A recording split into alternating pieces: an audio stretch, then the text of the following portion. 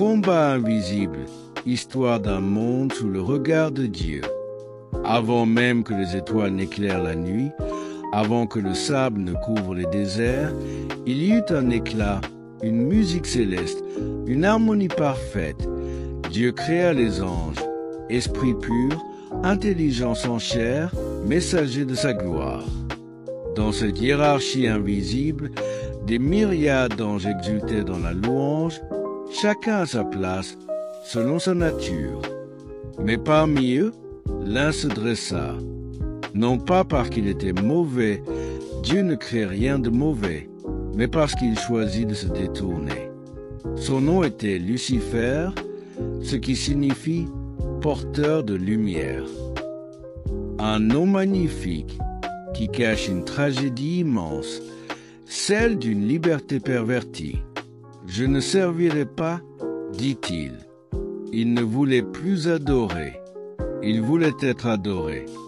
Alors, comme le raconte Saint Jean dans l'Apocalypse, il y eut une guerre dans le ciel. Michel, archange fidèle, s'écria « Qui est comme Dieu ?» Et les anges qui restèrent fidèles à la lumière chassèrent les rebelles. Lucifer devint Satan. L'éclat se changea en ténèbres. Ce fut le premier combat. Il ne cessa jamais depuis. Mais Dieu, dans sa sagesse infinie, avait déjà prévu un dessein de salut plus grand que la chute. Il créa le monde visible, l'univers, la terre. Puis, à son image, il façonna l'homme, Adam, et de son côté, Ève. Non pas des marionnettes, mais des êtres libres, capables d'aimer. Il les plaça dans le jardin d'Éden pour y vivre dans la paix, en communion avec lui. Le démon, rongé par l'envie et la haine, les observa. Il se dit, « Puisque je ne peux atteindre Dieu, je détruirai ce qu'il aime. » Alors, il s'introduisit dans le jardin, dissimulé sous l'apparence d'un serpent. Il sema le doute dans le cœur d'Ève. Dieu vous cache quelque chose. Mangez, vous serez comme des dieux. C'est ainsi que le péché entra dans le monde. L'homme, séduit, se détourna de son Créateur. Ce ne fut pas un simple désordre moral, mais un tremblement de toute la création. Le lien fut rompu. Adam et Ève furent chassés de l'Éden. Et pourtant, à ce moment précis de chute, Dieu fit éclater la première promesse du salut. « Je mettrai une inimitié entre toi et la femme, entre ta descendance et la sienne. Elle t'écrasera la tête. » C'est cette promesse qui va parcourir toute l'histoire humaine comme une ligne invisible de lumière au milieu des ténèbres. Noé bâtit l'arche dans l'obéissance. Abraham quitte tout pour suivre un appel. Moïse traverse la mer Rouge avec son peuple. David, jeune berger, terrasse Goliath. Tous ces récits que l'Écriture nous livre ne sont pas de simples contes. Ils sont les reflets visibles d'un combat invisible où Dieu envoie ses anges pour guider, protéger, avertir. Pendant ce temps, les démons, eux, rôdent. Ils ne sont pas libres de tout, car rien n'échappe à Dieu. Mais ils restent actifs, rusés, cherchant sans cesse à éteindre la lumière dans le cœur de l'homme. L'enjeu, c'est l'âme. Ce n'est pas une guerre de territoire, mais un combat pour l'éternité. Et voici qu'en la plénitude des temps, Dieu ne se contente plus d'envoyer des prophètes ou des messagers. Il vient lui-même. Le Verbe se fait chair. Jésus-Christ, Fils éternel du Père, né de la Vierge Marie, dans l'humilité de Bethléem. Les anges chantent dans la nuit. Gloire à Dieu au plus haut des cieux. Mais les puissances des ténèbres ne restent pas silencieuses. Dès le berceau, Hérode veut tuer l'enfant. Plus tard, au désert, Satan l'affronte face à face. Il l'emmène sur la montagne, lui promet le pouvoir, la gloire, à condition qu'il se prosterne.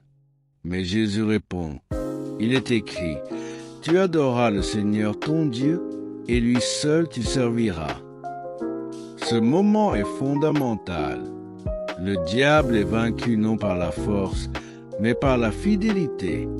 Jésus est le nouvel Adam qui ne cède pas à la tentation.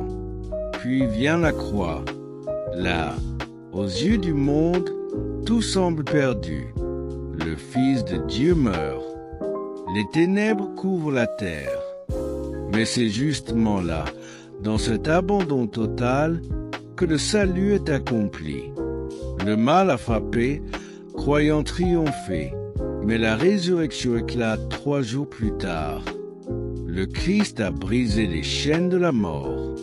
Désormais, la victoire est assurée. Depuis ce jour, chaque baptisé est entré dans ce combat. Saint Paul le dit, ce n'est pas contre des adversaires de chair et de sang que nous avons à lutter, mais contre les puissances invisibles, les esprits du mal. Le chrétien ne combat pas avec des armes humaines. Sa force, c'est la prière, le jeûne, la charité, les sacrements. Le rosaire devient une épée.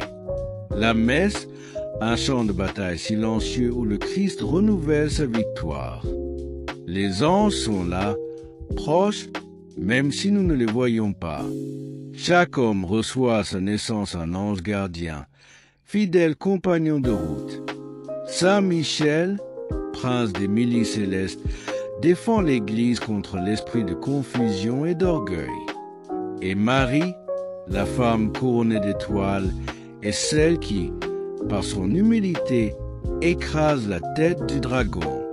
Et les démons, ils agissent, oui, par l'orgueil, la division, le découragement, la sensualité.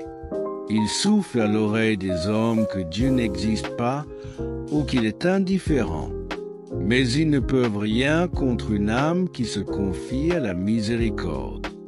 Et toi, frère, sœur, où te tiens-tu? Le combat est là. Il ne s'agit pas de fantasmes ou de légendes, mais d'un réel invisible. La vraie guerre n'est pas celle que le monde annonce. Elle se joue dans le cœur. Chaque choix, chaque pensée, chaque prière, chaque chute suivie d'un pardon est une bataille livrée. Un jour viendra où le temps s'arrêtera. Le Christ reviendra dans la gloire. Alors, le jugement aura lieu. Le diable sera jeté dans l'abîme et il n'y aura plus de nuit. Dieu sera tout en tous. En attendant, persévérons. Ne croyons pas que le bien et le mal sont égaux. Le bien triomphe, car Dieu est amour et rien ne peut vaincre l'amour. Alors, combattons le bon combat, marchons dans la lumière. Et chaque jour, redisons avec confiance et prière à Saint Michel. Voici la prière à Saint Michel Archange. Saint Michel Archange, défenseur de la foi et protecteur de l'Église, je t'invoque. Accours à notre secours dans les combats contre les puissances des ténèbres. Protège-nous contre les pièges du malin et obtiens-nous la victoire sur les esprits mauvais. Par l'intercession de la très sainte Vierge Marie, je t'implore, Saint Michel, de nous aider à vivre comme des enfants de Dieu et à nous défendre contre tout mal. Amen.